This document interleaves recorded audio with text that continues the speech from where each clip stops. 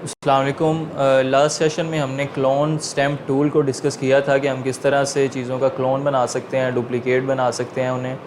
और हमने ये भी बताया था, सीखा था कि हम हमेशा इसे न्यू लेयर पर डुप्लिकेट जो है वो क्रिएट करेंगे ताकि हम उसे इजीली एडजस्ट कर सकें जब ज़रूरत पड़े।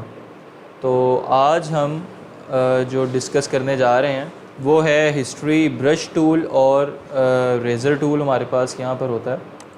तो हम एक इमेज यहाँ से ऐड कर लेते हैं समझने के लिए।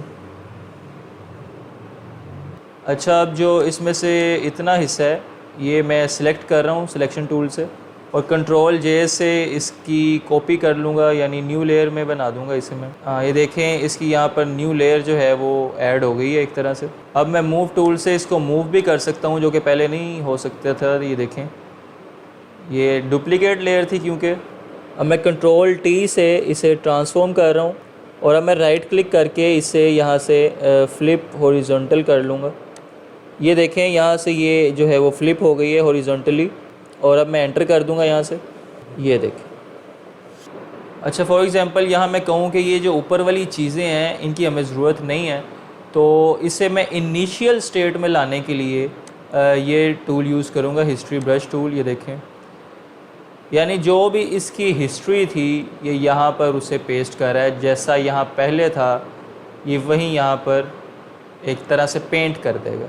तो अब मैं यहाँ से लेयर आपको ये देखें, तो ये वो चीज़ है जो उसकी इनिशियल स्टेट थी, सबसे पहले थी, बग़ैर चेंजिंग के इस तरह था, और हमने उसे चेंज करके ये देखें ब्रश टूल को यूज़ किया था, हिस्ट्री ब्रश टूल को, और अब ये इस हालत में है। तो history brush tool basically use होता है कि जो भी हमने एडिटिंग की है उसको उसकी इनिशियल स्टेज पर लाने के लिए, या उसको उसकी पहली पोजीशन पर लाने के लिए जैसे वो पहले थी, तो उसके लिए हम इसे हिस्ट्री ब्रश टूल को यूज़ करते हैं।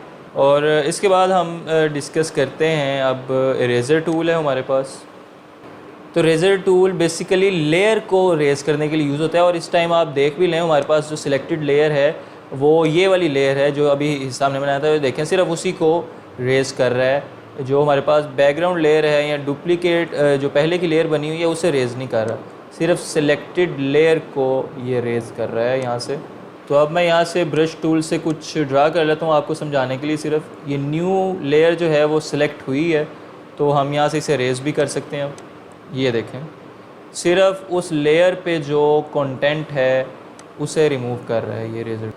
अच्छा, और ब्रश टूल की तरह हम इसकी रेज़र टूल की भी हार्डनेस को यहाँ से कंट्रोल कर सकते हैं, इसका साइज़ कम ज़्यादा कर सकते हैं। इसी तरह इसका ये जो नीचे पोस्चर है उसे चेंज कर सकते हैं। ये मैं ऑप्शंस और भी टूल्स में दी गई थी, मैं डिस्कस कर चुका हूँ। इसका साइज़ भी हम उसी तरह शॉर्टकट की से कम या ज़्यादा कर सकते हैं। अच्छा, मैं एक और चीज़ भी बताता चलूँ कि अगर हम कोई चीज़ यहाँ से ड्रैग करके लाएंगे और उसे यहाँ पर छोड़ेंगे तो ये इसी लेयर में, मतलब यहाँ पर ही इसकी एक लेयर जो है वो क्रिएट कर देगा। ये देखें इसी वर्क स्पेस में उसने जो लेयर है वो क्रिएट कर दी है। लेकिन अगर हम इसी इमेज को ड्रैग करके यहाँ पर आके छोड़ते हैं तो ये एक ये देखें लोडिंग का इसने एक नई वर्क स्पेस यहाँ से क्रिएट कर दी है। तो मैंने आपको पहले भी बताया था कि फ़ोटोशॉप जो है वो ऑटोमेटिकली आपको वर्क स्पेस प्रोवाइड कर देता है जब भी आप इमेज ऐड करते हैं, और वो उस कलर की जो है वो आपको वर्क स्पेस प्रोवाइड करता है जो आपने यहाँ से बैकग्राउंड कलर सेलेक्ट किया होता है। इस टाइम बैकग्राउंड कलर रेड है, तो अगर मैं आगे से इमेज को रेस करता हूँ तो हमारे पास बैक में जो है वो रेड कलर आ जाएगा। ये देखें हमने वाइट नहीं सिलेक्ट किया हुआ, हमने रेड सिलेक्ट किया हुआ है बैकग्राउंड कलर, तो हमें उसने वर्क स्पेस भी रेड कलर की दी है। अब हम आगे से लेयर को रेस कर रहे हैं तो बैकग्राउंड देखें हमारे पास रेड होता जा रहा है। तो हुआ क्या, इस टाइम हमने जो इमेज यहाँ से ड्रैग करके लेकर आए थे तो फ़ोटोशॉप ने हमें उसके मुताबिक एक वर्क स्पेस बना कर दी थी जो उसी कलर की होगी जो हमने यहाँ से बैकग्राउंड कलर सेलेक्ट किया होगा। तो उस पर फ़ोटोशॉप जो है वो आपकी लाई गई इमेज को पेस्ट कर देता है। तो हम इससे इस टाइम रेज़र टूल से फ़ोटो को, इमेज जो हम लेकर आए थे उसे रेज़ कर रहे हैं, और वो हमें पीछे से बैकग्राउंड कलर जो है वो विजिबल होता जा रहा है। इससे बैकग्राउंड रेज़ नहीं हो रही, वर्क स्पेस रेज़ नहीं हो रही, इससे इमेज रेज़ हो रही। अच्छा, अब यहाँ से मैं आपको मज़ीद समझाने के लिए यहाँ से बैकग्राउंड कलर चेंज करके भी दिखा सकता हूँ। ये हमने ब्लू कर लिया, और अब यहाँ से हम एक और इमेज ऐड करेंगे नई वर्क स्पेस में अपनी, ये देखें। और अब मैं इसे रेस करूँगा तो देखें ये ब्लू कर रहा है, क्योंकि हमने बैकग्राउंड कलर ब्लू सेलेक्ट किया था तो एडोब फोटोशॉप ने हमें ऑटोमेटिकली जो वर्क स्पेस बना कर दी है वो ब्लू कलर की बना कर दी है। तो ये बेसिकली मैं आपको समझाना चाह रहा हूँ इरेज़र टूल का कॉन्सेप्ट, क्योंकि अक्सर जो स्टूडेंट्स हैं उन्हें ये इशू आता है कि हम जब रेस कर रहे हैं तो पीछे से वाइट क्यों नहीं आ रहा, वो कोई डिफरेंट कलर क्यों आ रहा है। तो ये देखिए हमारे पास क्योंकि बैकग्राउंड कलर ब्लू सेलेक्ट होता है तो हमारी ये वर्क स्पेस जो है वो ब्लू कलर में होती है। तो ये याद रखिएगा ये बातें।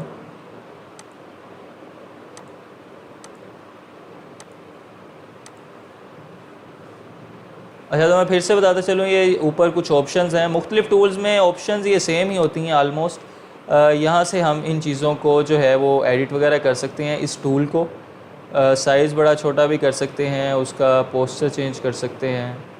अब हमारे पास जो नेक्स्ट टूल है वो बैकग्राउंड इरेज़र टूल होता है। तो उसके लिए हम एक और इमेज यहाँ से ऐड कर लाते हैं, न्यू वर्क स्पेस में खोलें। अच्छा, इस टूल को यूज़ करते हुए आप इस ऑप्शन को हमेशा इनेबल रखेंगे। तो ये आप जो हम इमेज अभी लेकर आए हैं इसमें आप देख सकते हैं बैकग्राउंड सेम कलर की है, सिर्फ एक ही कलर है। तो ये उसे बैकग्राउंड को रेस करने के लिए ये टूल यूज़ होगा। अच्छा, आप इसमें देख सकते हैं कि ये टूल सिर्फ बैकग्राउंड को रेस कर रहा है। ये देखें, ऑब्जेक्ट को रेस नहीं कर रहा, सिर्फ बैकग्राउंड को रेस कर रहा है, क्योंकि इसका नाम भी बैकग्राउंड इरेज़र टूल है।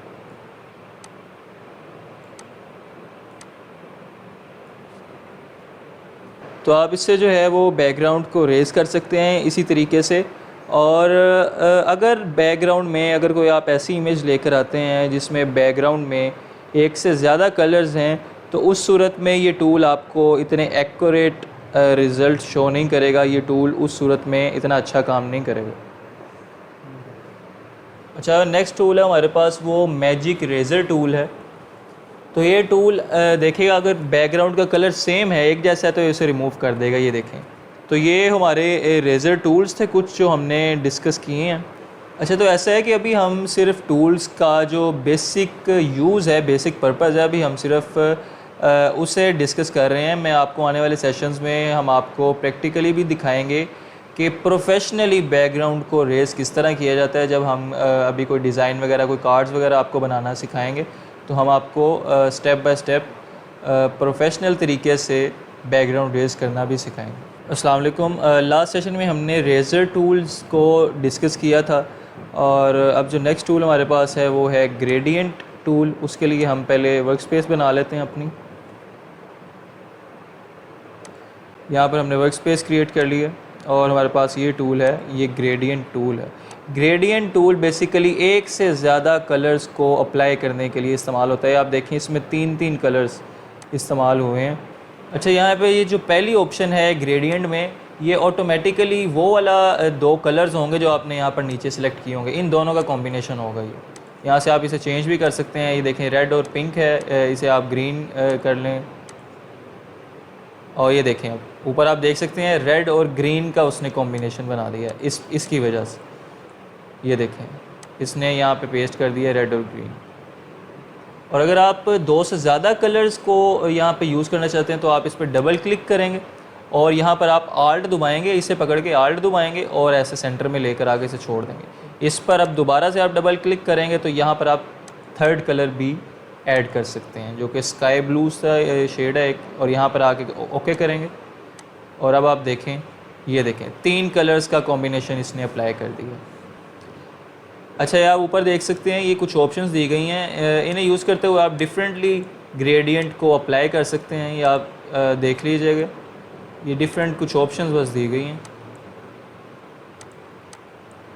ये देखें। लेकिन नॉर्मली हम जो है वही यूज़ करते हैं अप्लाई करने के लिए, ये है। अच्छा, सिमिलरली जो दूसरे टूल्स में दी गई ऑप्शंस हैं वो वही यहाँ पर हैं। ये ओपेसिटी है, इसी तरह ये मोड्स थे जो ब्लेंडिंग मोड्स वगैरह हैं। अच्छा, हमारा ये जो नीचे नेक्स्ट टूल है इसका क्या काम है ये समझाने के लिए मैं एक और वर्क स्पेस यहाँ पर ऐड कर लेता हूँ, फिर आपको मैं समझाता हूँ। यहाँ से आप क्रिएट कर लेंगे। अच्छा, अब आपको समझाने के लिए यहाँ से मैं ये सिलेक्शन टूल को सिलेक्ट कर लेता हूँ और यहाँ पर क्विकली मैं 3-4 सिलेक्शन अपनी इस वर्क स्पेस पर बना लेता हूँ। डिफरेंटली।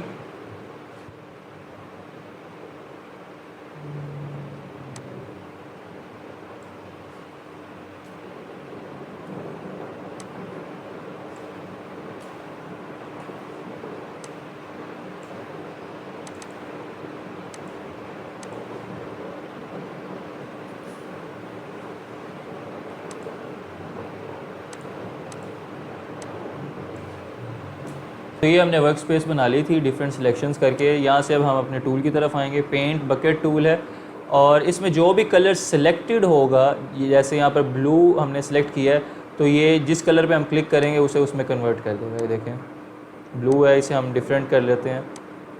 ये ज़रा डिफरेंट कलर है, इसे अब हम क्लिक करेंगे, देखिए इसने कन्वर्ट कर दिए। यानी जो भी हमारा फोरग्राउंड कलर होगा ये उसे कन्वर्ट करता जाएगा।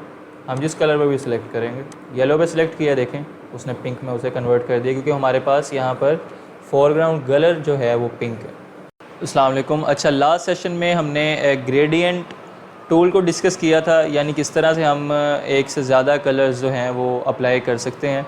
तो अब हम नेक्स्ट टूल को डिस्कस करने से पहले हम अपनी यहाँ पर वर्क स्पेस जो है वो ऐड कर लेंगे एज़ यूजुअल, और यहाँ से हम इमेज एक ऐड कर लेते हैं। और ये फ़ोटोशॉप इसके मुताबिक हमें, आपको पता है कि वर्क स्पेस भी प्रोवाइड कर देती है।